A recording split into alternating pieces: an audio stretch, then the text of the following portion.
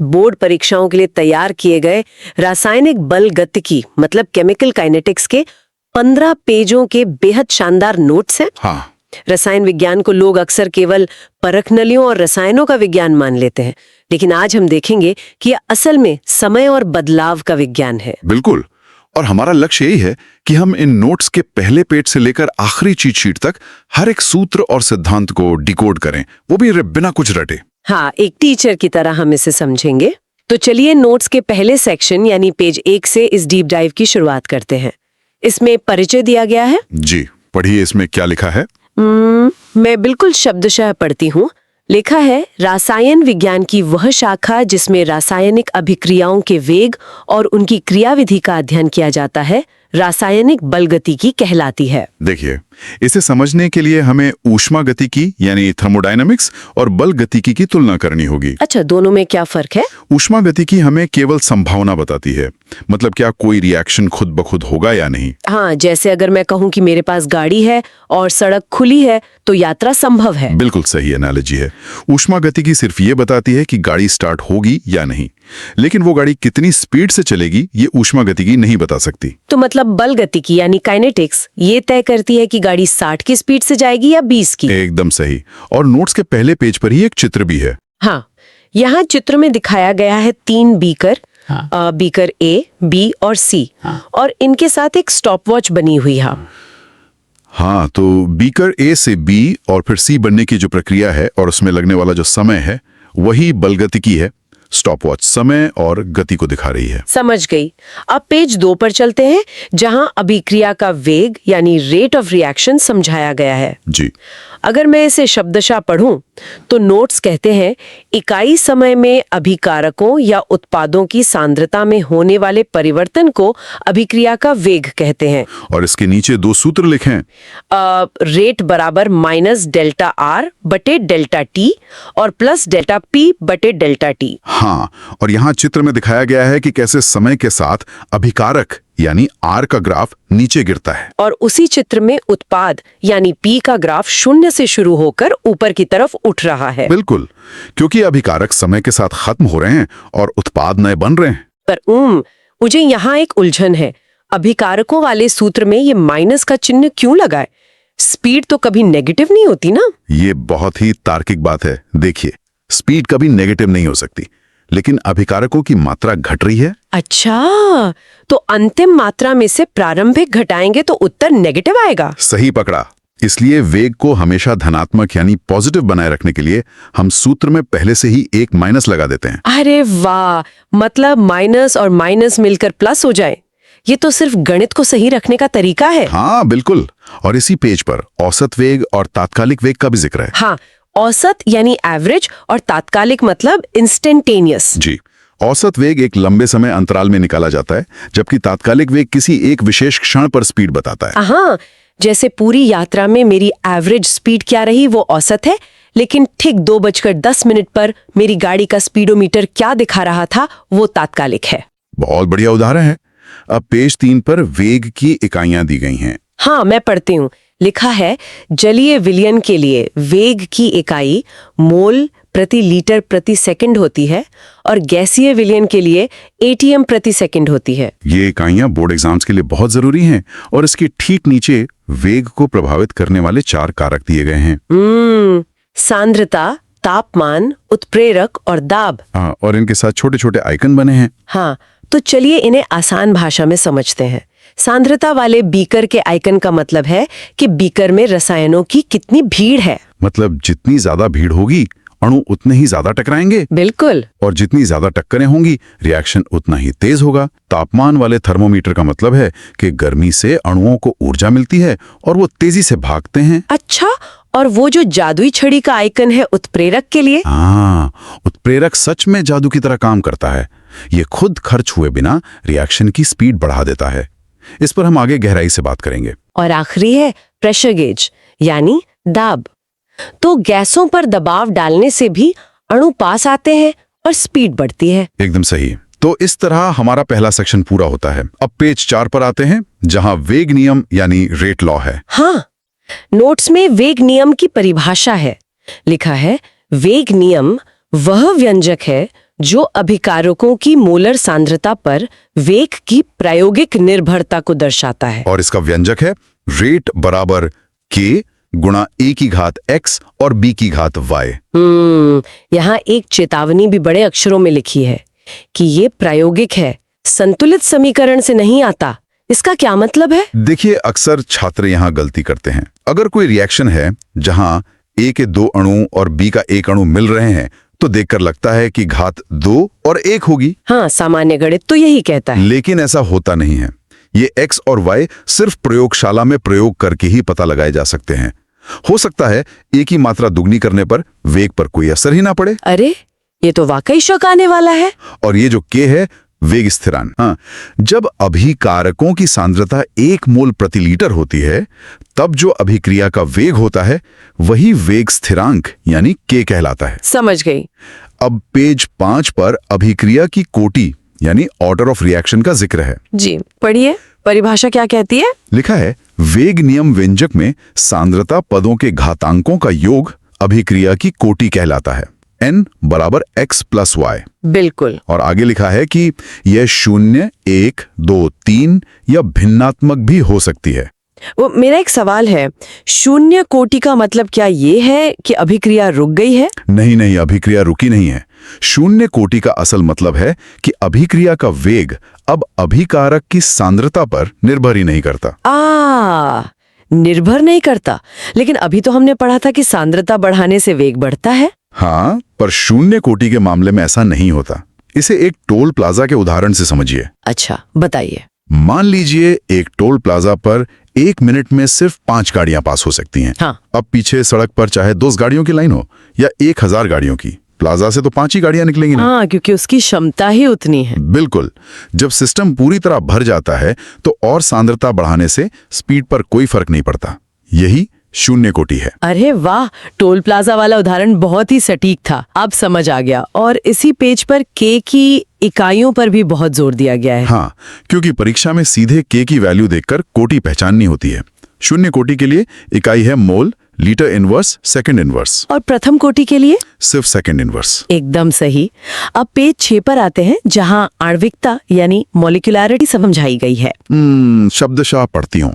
किसी प्राथमिक अभिक्रिया में भाग लेने वाले और एक साथ टकराने वाले अणुओं की कुल संख्या को आणविकता कहते हैं। देखिए, कोटि और आणविकता में अंतर समझना बहुत जरूरी है।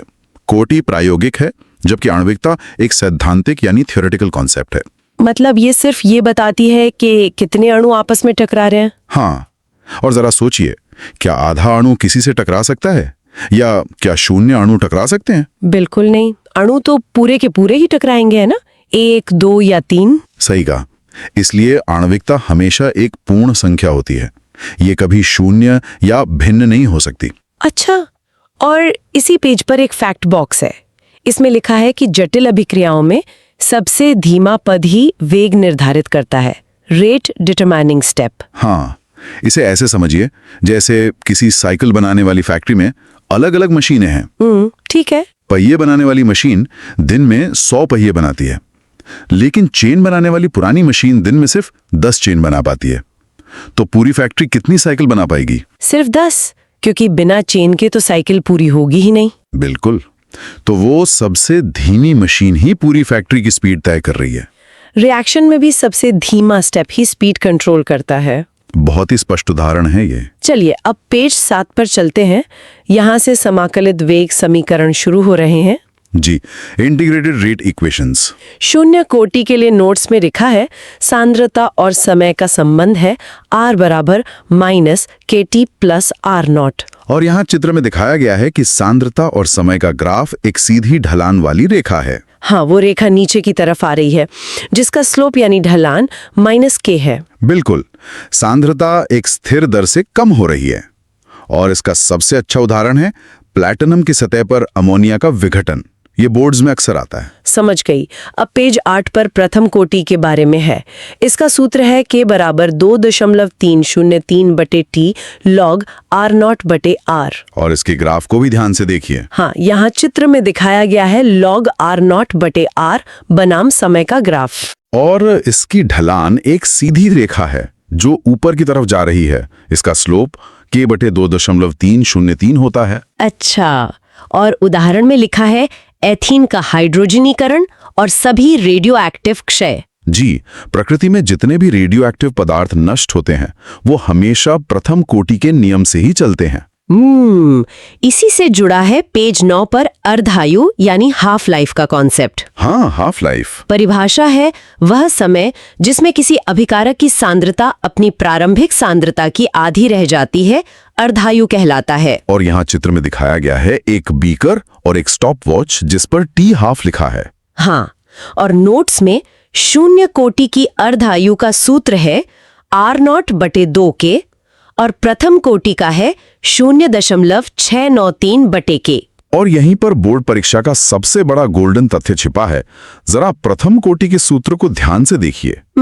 0.693/K, इसमें तो R0 यानी शुरुआती सांद्रता है ही नहीं। बिल्कुल, इसका मतलब है कि प्रथम कोटि की अर्धायु शुरुआती मात्रा पर निर्भर ही नहीं करती। हाँ, क्या आप इसे किसी उदाहरण से समझा सकते हैं? देखिए, अगर 100 ग्राम रेडियो एक्टिव पदार्थ को आधा यानी 50 ग्राम होने में 10 साल लगते हैं, ठीक है, तो बचे हुए 50 ग्राम को 25 ग्राम होने में भी ठीक 10 साल ही लगेंगे। मात्रा चाहे जितनी कम हो जाए, आधा होने का समय फिक्स रहता है। अरे वाह, ये तो सच में बहुत दिलचस्प है। मतलब समय वही रहेगा। हाँ, और परीक्षाओं में इस कंसेप्ट पर घुमा फिरा कर सवाल आते ही हैं। चलिए अब पेज 10 की ओर बढ़ते हैं। यहाँ तापमान का प्रभाव समझाया गया है। जी, मैं तथ्य पढ़ती हूँ। लिखा है तापमान में 10 डिग्री सेल्सियस की वृद्धि करने पर अभिक्रिया का वेग स्थिरांक लगभग दोगुना हो जाता है। और इसे समझाने के लिए आर्हेनियस समीकरण का उपयोग किया गया है। K बराबर AE⁻⁸ ये तो थोड़ा जटिल लग रहा है।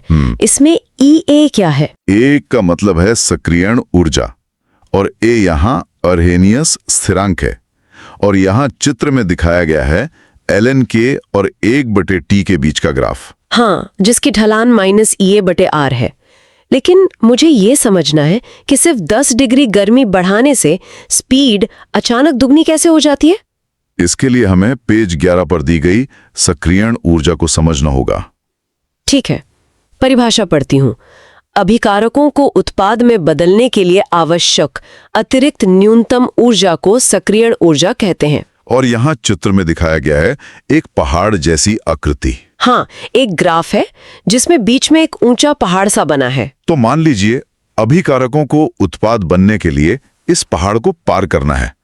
इस पहाड़ की चोटी तक पहुंचने के लिए जो ऊर्जा चाहिए वही सक्रियण ऊर्जा है।